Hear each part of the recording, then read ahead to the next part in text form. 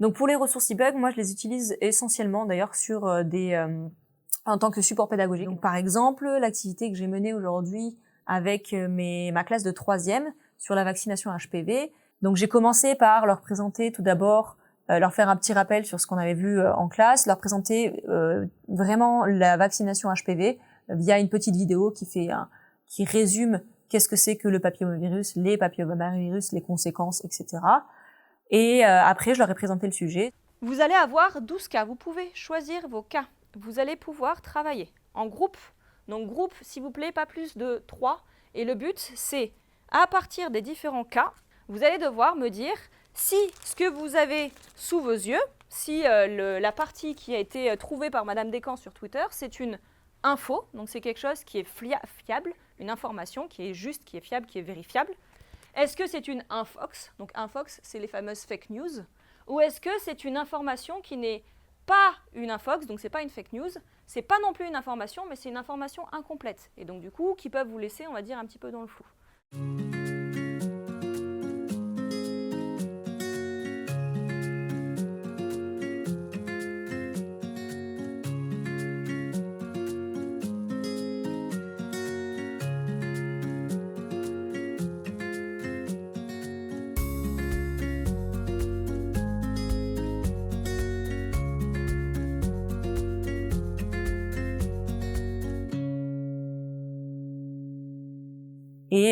Et après une mise en commun, donc ils étaient par groupe de 2-3, et après avoir discuté entre eux, ils sont passés devant leurs camarades, ils leur ont demandé de voter si qu'ils pensaient que c'était plutôt une info, une intox, via des petites cartes, et après les élèves devaient donner la réponse en donnant des arguments du coup scientifiques ou non scientifiques via des données qu'ils avaient trouvées dans leurs documents pour dire à quel cas ça correspondait.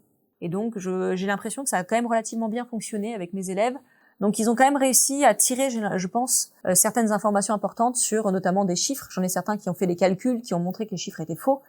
Et j'ai l'impression que ça pourra leur servir pour plus tard sur, attention, tout ce que je récupère des réseaux sociaux ou de l'information de manière générale, c'est pas forcément vrai. Et je peux avoir mon opinion, mais il faut quand même que je la vérifie. En tout cas, lorsque ça me fait un petit peu tiquer, que je puisse vérifier si ce qu'on me dit est réellement vrai ou pas. Pour moi, c'est important de se faire vacciner contre le papillomavirus parce que pour ma part, ma maman l'a eu et vu que mon médecin il a vu que ma mère elle l'a eu, il me l'a proposé. Ma mère elle a tout de suite accepté pour pas que j'ai les mêmes problèmes qu'elle a eu durant sa grossesse. En classe, quand on regarde, il y a pas beaucoup de personnes qui le savaient et qui ont posé plusieurs questions au fur et à mesure. Et après être sortie du cours, on en a parlé beaucoup. Que c'était très important et que fallait bien se renseigner sur la personne, faire le vaccin, et pour certains ça a changé et ils ont compris et ils vont sûrement le faire. Je pense que dans certaines familles, pas pour mon cas, mais c'est tabou. Et en classe, certaines personnes, je vois, qui découvrent parce que souvent dans les familles ils en parlent pas. Et je trouve que c'est important d'informer les jeunes de cette génération, car dans les réseaux sociaux, il y a beaucoup de fake news. J'en ai pensé qu'il y avait des personnes qui ne se renseignaient pas beaucoup et qui partageaient des informations qui étaient fausses à des personnes qui vont penser que c'est vrai parce que c'est soit sur les informations ou soit sur les journaux. Pour moi, c'est quelque chose d'important car aujourd'hui, il faut se protéger vu que c'est gratuit et que c'est une possibilité de l'avoir, pourquoi s'en priver?